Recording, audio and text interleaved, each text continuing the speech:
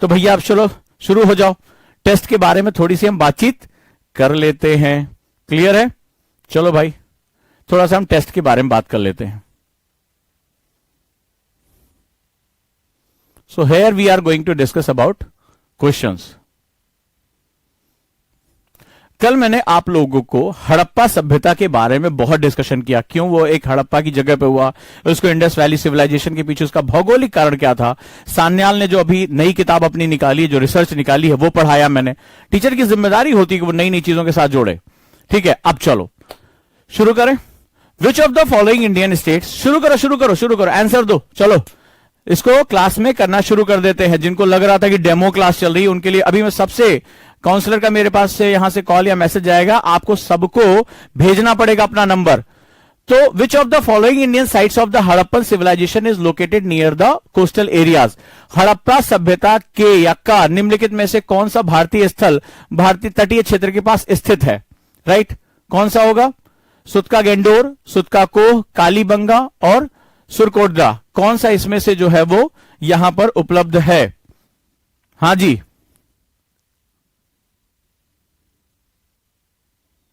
हड़प्पा सभ्यता का निम्नलिखित में से कौन सा भारतीय स्थल तटीय क्षेत्र के पास स्थित है? सुतका गेंडोर, सुतका कोह, डन। देखो कितना मजा आया, अभी देखेंगे आंसर। नेक्स्ट आ जाओ। इसको इसमें मत ओपन किया करो, इसमें पीडीएफ नहीं खुलता है। निम्नलिखित में से किस हड़प्पा स्थल पर सरसों के बीज पाए गए थे?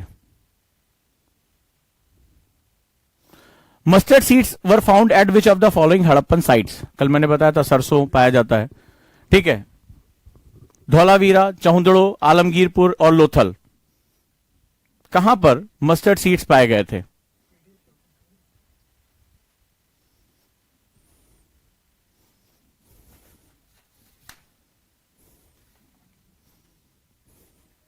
धौलावीरा, चहुंदड़ो, आलमगीरपुर और लोथल।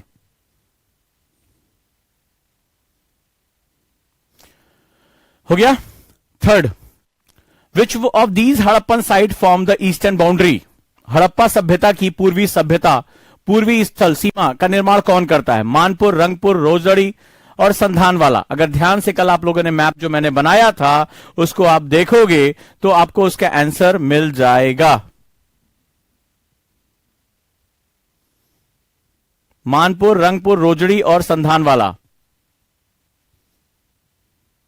Right, done. अब देखते हैं, आ जाओ next.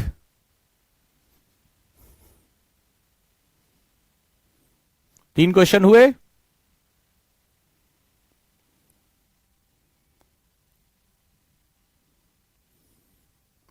Which of the following Harappan site is located at the Makran coast. निम्नलिखित में से कौन सा हड़प्पा स्थल मकरान तट पर स्थित है? आप मैप से सारा बेस क्वेश्चन है। निम्नलिखित में से कौन सा हड़प्पा स्थल मकरान तट पर स्थित है? सुतका को, देसालपुर, लोथल और धोलावीरा।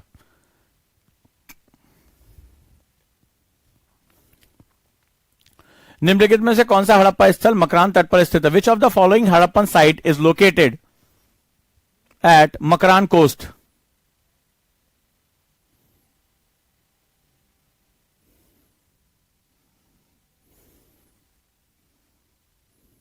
चलिए next one.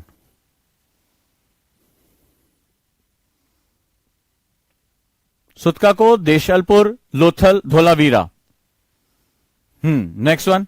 The Harappan city of Rakhigarhi was situated on the banks of the which of the following rivers. Harappan शहर राखीगढ़ी निम्नलिखित में से किस नदी के तट पर स्थित है?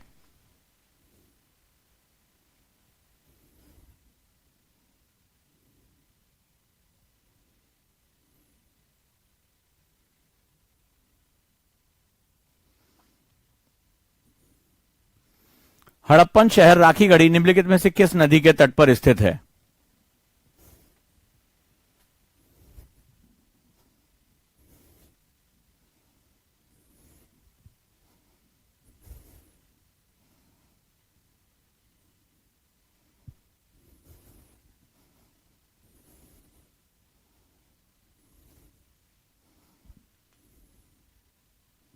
क्लियर? 5 क्वेश्चन ये। आंसर देख लेते हैं किन किन महावीरों ने क्या क्या काम किया। अब देखिए, आप लोग सोच रहे थे उजांग सर तो डेमो क्लास ले रहे हैं। यहां पहली क्लास में मेंस और प्री के क्वेश्चन शुरू हो जाते हैं, हालत पहले ही खराब हो जाती है। भगने वाले भग लेंगे अब धीरे से। चलिए देखते हैं। पहले का डी,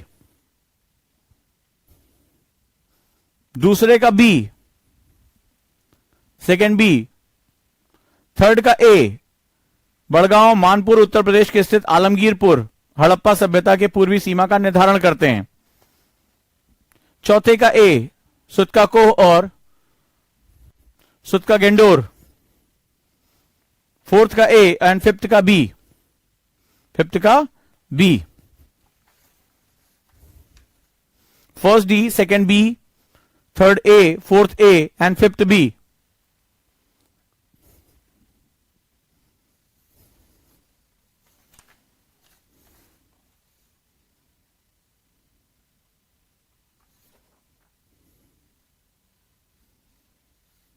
राखी गढ़ी घग्घर नदी,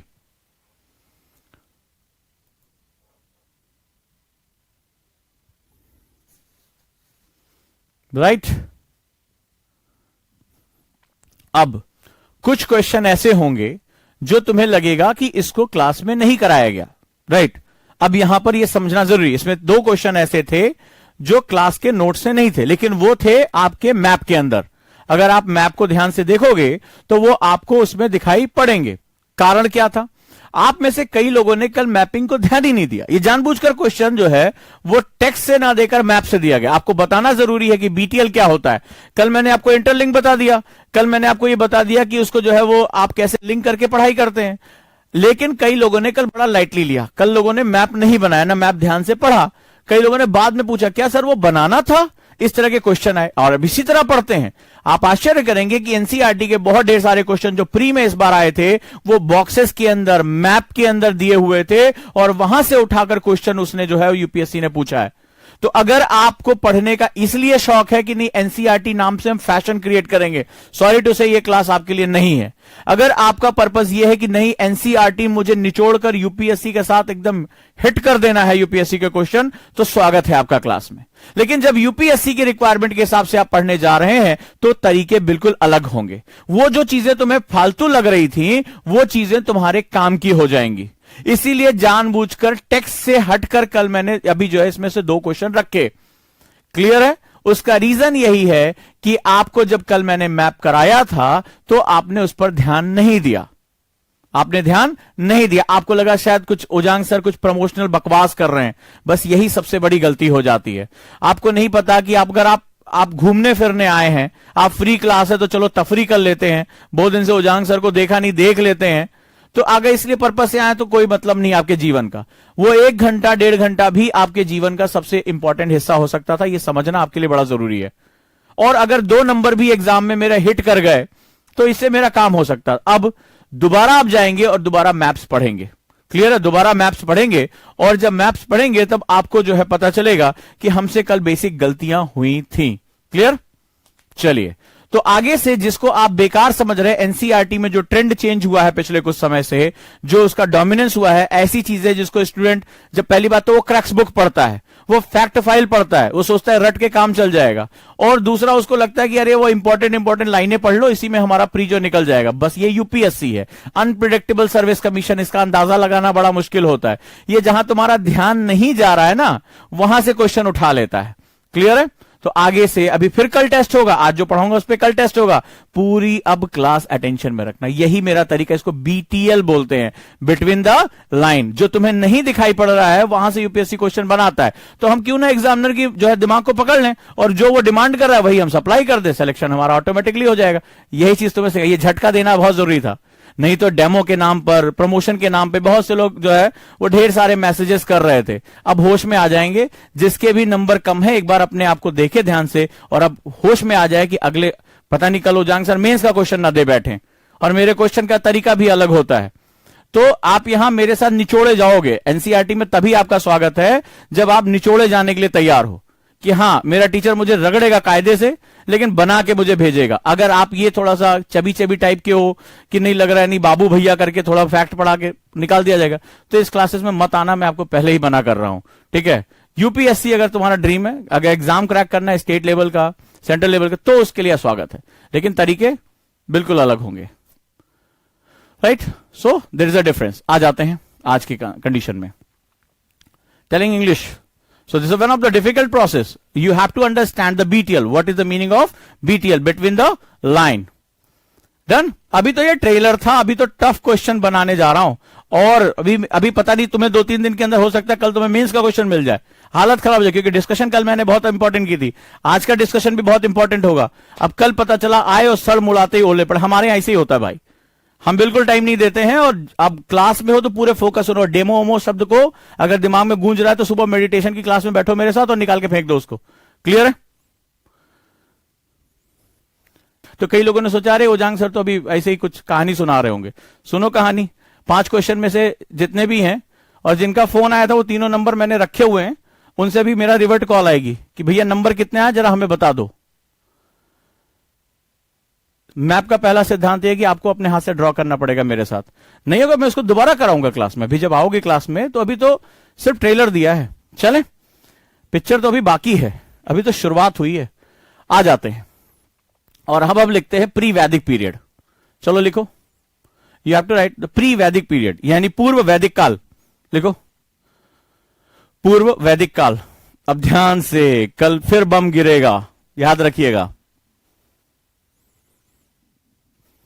लिखो प्री वैदिक पीरियड, हड़प्पा के बाद, after Harappa, this happened after Harappa. लिखो हड़प्पा सभ्यता के पश्चात एक सभ्यता आती है, सभ्यताओं का विस्तार रहता है, सभ्यता नदियों की तरह होती है, that's flow of river, that is a pre Vedic period, right, this is known as pre Vedic period.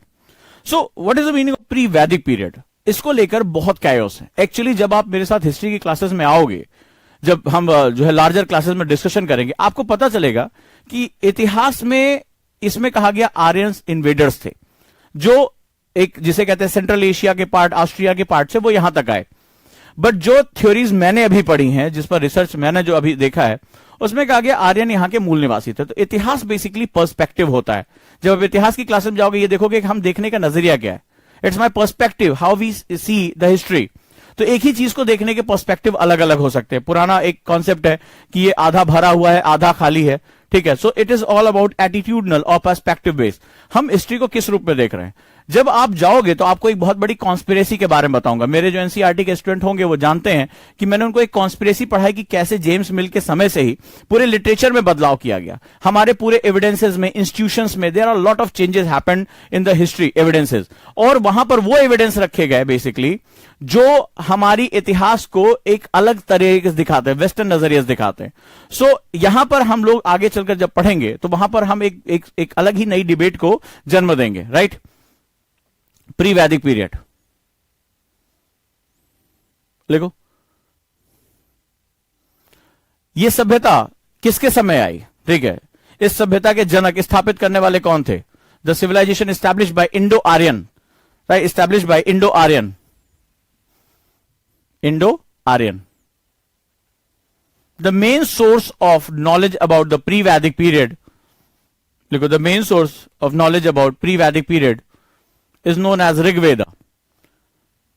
पूर्व वैदिक काल के बारे में जानकारी ऋग्वेद से मिलती है, ऋग्वेद से मिलती है।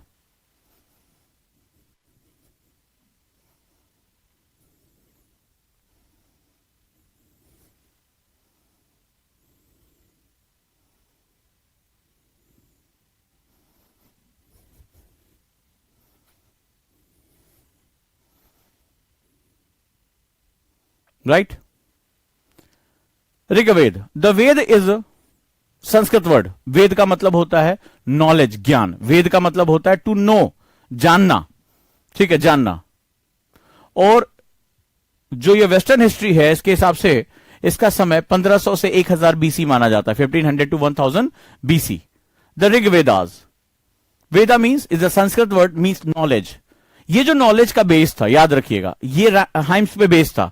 ये श्रुतियां थी, यानी सुनी जाने वाली। इनके पास कोई रिटन डॉक्यूमेंट नहीं था। अपने समय के बहुत समय बाद ये जो है रिटन किए गए थे, ताम्र पत्रों पे जो है, तमाम पत्तों पे लिखे गए थे। बट शुरुआती दौर में ये बेसिकली गुरु शिष्य परंपरा थी, यानी टीचर पीपल रिलेशनशिप था। गुरु एक योग्य शिष्य को चुनता था, एक संस्कार होते थे, उसके बाद गुरु से ये शिष्य की तरफ जाता था, यानी टीचर जो है वो अपने स्टूडेंट को इसको बताता था, इसके सही मतलब को समझाता था। ये बड़ी लंबी प्रक्रिया, जब इतिहास में आप आएंगे तो इस प्रक्रिया से मैं आपको परिचित कराऊंगा कि पात्र एक शब्द का इस्तेमाल किया था। पात्र means one who attend the water. जैसे ये क्या है, ग्लास एक पात्र है, ये बोतल क्या एक पात्र है, ये खाली है तभी मैं इसमें पानी भर सकता हूं। तो इस गुरु शिष्य परंपरा में उस पात्र को खाली किया जाता था, यानी कि जो स्टूडेंट था उसका दिमाग बिल्कुल ही प्योर किया जाता। जैसे अभी बहुत से स्टूडेंट हैं, अब जैसे वो लगातार चैट कर रहे, ओपन क्लासेस हैं, तो जो क्लोज क्लासेस हो जाएंगी तो उसमें तो डांट पड़ेगी, लेकिन अभी कुछ भी लिख दे रहे हैं, कुछ भी बोल दे रहे हैं, कोई किसी को दिल भेज रहा है, कोई किसी से नंबर मांग रहा है, तुम कैसी हो, इस तरह के जो चैट्स भी चल रहे हैं, तो कोई बात नहीं है, क्योंकि वो उनका जो वो पात्र नहीं है। ठीक है, चाणक्य ने कहा इस देश में कि शिक्षा हमेशा योग्य को दी जानी चाहिए, पात्र को दी जानी चाहिए। तो ये वो परंपरा थी जहां स्टूडेंट को पहले मैच्योर किया जाता था कि now you are ready to attain the knowledge of Vedas. ठीक है, तो ये यहां पर ये रूप हुआ करता था। तो ये बेसिकली जो ऋग्वेद है वो प्री वैदिक पीरियड के रूप में कहा जाता है, यानी कि वैदिक काल की शुरुआत ऋग्वेद से ही मानी जाती है। इसके बाद पोस्ट वैदिक पीरियड यानी उत्तर वैदिक काल में, जो कि 1000 से 600 बीसी का समय माना जाता है, 1000 टू 600 बीसी यानी बिफोर क्राइस्ट, ईसा पूर्व, उसमें सामवेद, यजुर्वेद और अथर्ववेद, सामवेद, यजुर्वेद और अथर्ववेद को शामिल किया गया। सामवेद, यजुर्वेद, अथर्ववेद। मैं इतिहास नहीं पढ़ा रहा हूं, मैं इतिहास नहीं पढ़ा रहा हूं, भूल जाओ इसको। मैं सिर्फ मैप के थ्रू उसको कनेक्ट कर रहा हूं, ताकि आगे जब मैं हिस्ट्री पढ़ाऊंगा तो ढेर सारी इंफॉर्मेशन को कनेक्ट करने में आपको टाइम ना लगे।